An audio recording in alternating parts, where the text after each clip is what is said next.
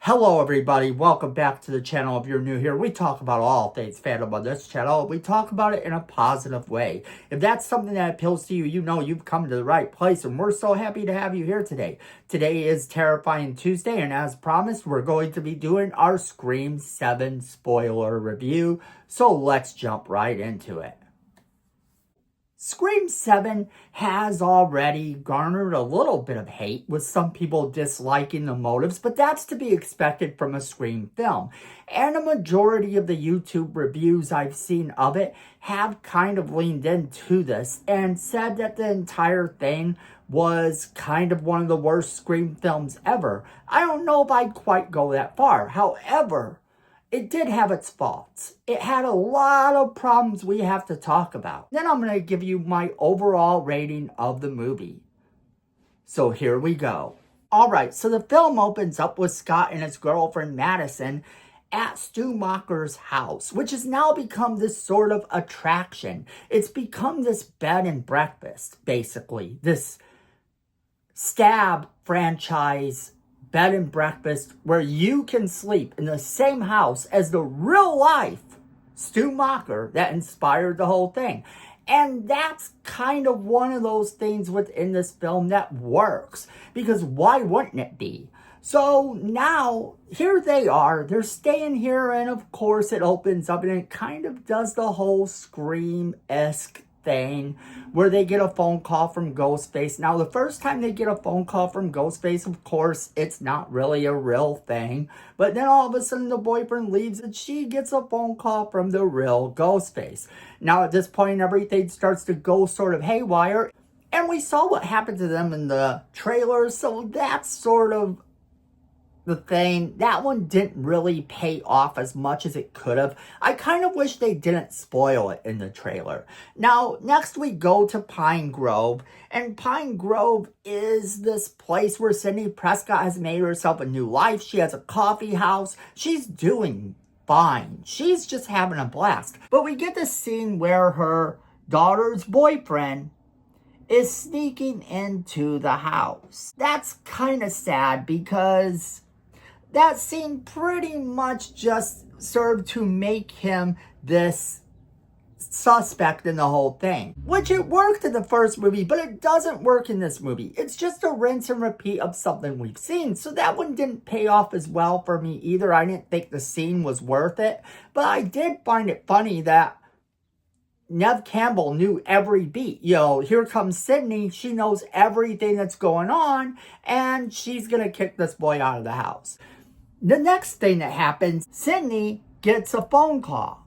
And as she receives this phone call, it is revealed to be Stu Macher, because she says, "Are you just going to hide?" And he's like, "I'm not hiding this time." We saw that in the trailer.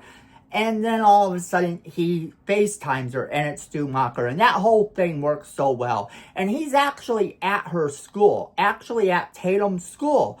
And now things are picking up in this movie. This movie looks like it's going to be really great at this point, with almost no flaws at all.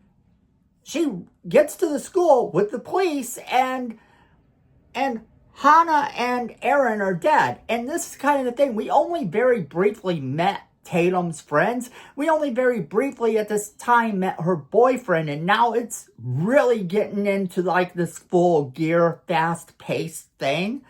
And Hannah had one of the best kills in the movie. Straight up, she did. It was graphic, and I know a lot of people are making comparisons to Art the Clown, and rightly so. In fact, if you watch my video from before I saw the movie, I said I wanted it to be more violent. I wanted it to be bloodier. And I think that it delivered. I wanted more gore. Later that night, Ghostface emerges from Sidney's attic and takes Tatum at knife point. Now, Mark attacks him, and Mark actually does a good job before getting knocked out. I think that Mark does a pretty good job of fighting him off. It endeared me to this character. Well, then all of a sudden, the killer leaves the house, and when he goes to run out, he's run over by a car.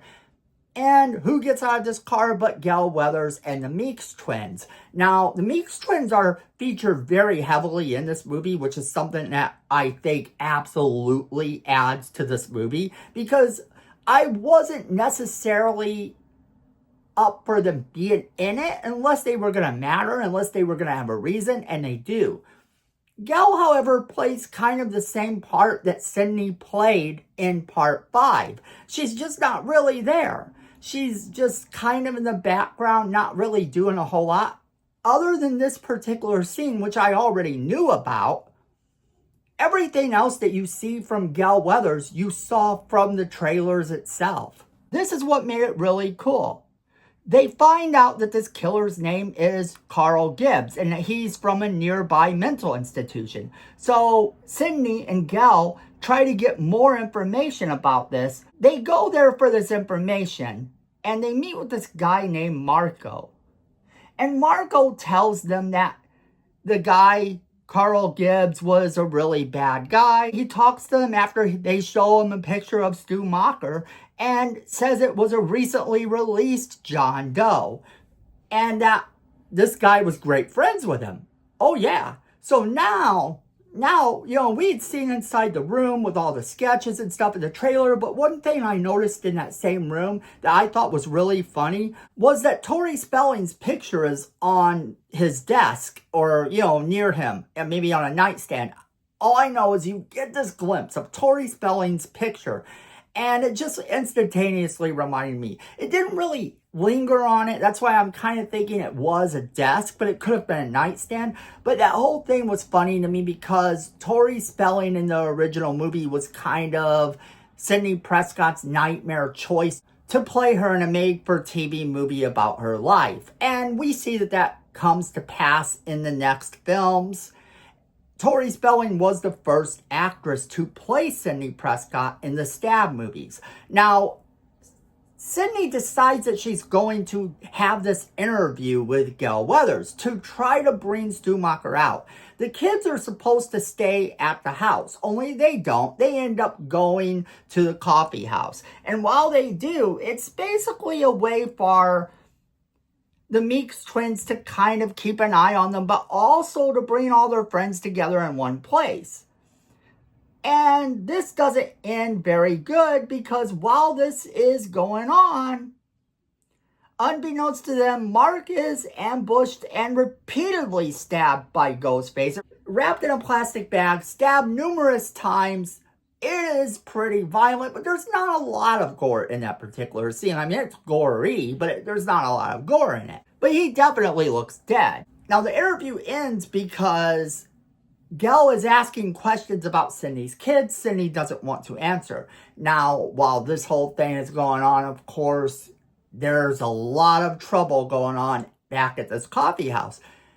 Ghostface calls Sydney after she quits the interview and tells her where he is. And now she's on the run. She's trying to get to this place to save her daughter. Only here's the thing. A lot of people had a problem with Sydney just not going back up and talking to Gale and getting the keys for the car. No, instead she runs. Basically, while this is going on, everything is just going haywire. Then one of the most violent scenes happens. This one kid gets impaled on a soda machine dispenser and it's coming out of his mouth and everything. It's really gross. It's definitely an Art the Clown type of moment and it works so well. At this point, Ben is outside with Tatum and they've sort of decided to get away from this all, right? But she notices that he has on his laptop this deep fake of him as Stu Macher. Now, she doesn't like this at all, and she escapes the car. Now, what makes this kind of weak is that about the time that all this stuff is going down, she's getting chased by Ghostface now, and for a second you believe it's him until you meet up with him again, and he is killed right in front of her. They kind of forgive each other really quick at this point, and then he's killed right before her eyes. Now, we've seen that type of thing before, so part of me was like, no, they're not going to do this again to us, but he was obviously dead. So then she's running and her mom calls her, and she's talking to her on the phone, trying to get her to go and get this gun that she has. Now, of course, Tatum ends up grabbing this gun. The Ghostface breaks in. He ends up where she shot him through the door. And then basically he gets the upper hand and he gets a hold of her and takes her back to the house. Stu calls Sidney and reveals that Tatum's being held captive in the house. And when she gets there, she finds the television message from Stu, who then proceeds to change his face into all the different ghost faces we've seen. Nancy Loomis, Roman Bridger, and then even Dewey Riley. And they all have their little sob story. They talk about what happened in the original movie, about being forced to watch someone die while you watch, and this instantaneously brings her to the window where Ghostface does in fact have Tatum tied up. Now, it's at this point that the movie kind of goes a little bit south for a lot of people. I think everyone might have been fine up until this point, because the Ghostface actually reveals themselves to be Marco, the guy from the little insane asylum. Yeah, that's it. And he's like, I worked for Google. So yeah, I worked for Google. And that's his whole thing about how he knows how to do the AI. Well, then he goes, ain't that right, Stu, at one point, right? During his little speech. And out walks this other Ghostface. Now, of course, this could still turn out to be Stu Macher, but it doesn't. Instead, it turns out to be Sidney's neighbor, Jessica. And she explains that she had read Sidney's autobiography. And the reason she was actually doing this is that Sidney doesn't get a happy ending. Basically, she was a hero to her. She made it so that she had the strength to kill her abusive husband and get away with it. Then she talks about her son's death, essentially saying that she's the one who killed her son, and which was one of the most brutal deaths in the movie. She says that the reason she was able to do that, he was too much like his father, or some little throwaway line like that. That whole part of it really didn't land for me, but I get why they did it. I do get why they did it. It's like now, this is now a new chapter. Stu Macher is out of the picture at this point. Everything that you've seen in the past now doesn't have to be a thing. Now we can get into that whole Ghostface is just this thing that exists online, and anybody can make these videos, these deep fake videos of them as Ghostface or of any of the Ghostfaces from the past committing these crimes. It's part of the reason now that makes sense for why Kirby is investigating all of this in the first place. So I kind of took it that way.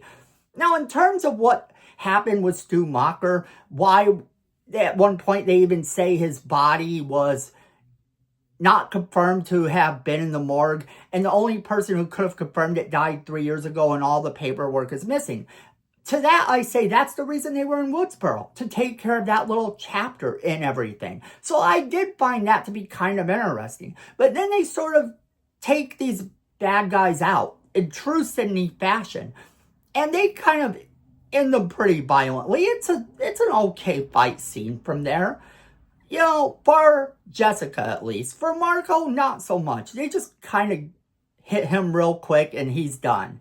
Now, surprise, Mark actually is alive, the Meeks twins are alive, and everyone kind of gets to go back to the square one type of thing, but none of her friends are alive at the end of this movie, so there's no new friends for Tatum going forward, and really honestly, Sidney doesn't have any friends going forward either. Now, Gale Weathers does make an appearance at the end, and that's kind of about it. So I did like this movie. I thought it was okay. I thought that the movie delivered on a lot of the gore, and that was something that I wanted from the movie. It did deliver on the surprise, being that I honestly did expect it to be Stu Macher at one point, but then I had all sorts of other things. I kind of did figure out at one point that it might have been Marco, just by how open he was during their conversation, but then they threw me for a loop right after that. And then Jessica, she was on my radar kind of, but not really, because she didn't have that much to do. That's one of the biggest gripes I have about the movie, is that the killers, once they were revealed, were kind of these minor characters in the story anyway. They didn't really fit into the we've been there this entire time. And that kind of hurt the movie overall. But I do like the movie. I found a lot to like about it. I thought it was a fun movie, and everything with Stu Macher is so worth seeing. You definitely need to check that part out. So overall, I give the movie 3 stars.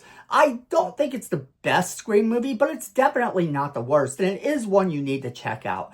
If you have seen the movie, let me know what you thought about it all. I want to hear from each and every one of you, so make sure you're leaving me those comments in the comment box below. And make sure you share this video with all of your friends so they can be a part of our conversation as well. And then, if you like positive content, you're going to want to let the algorithm know that by hitting the like button. If you like our channel personally, you know what to do. Hit that subscribe button and that notification bell right next to it so you never miss a single video we do. And friends, at the end of the day, I know it and you know it. Fandom's family.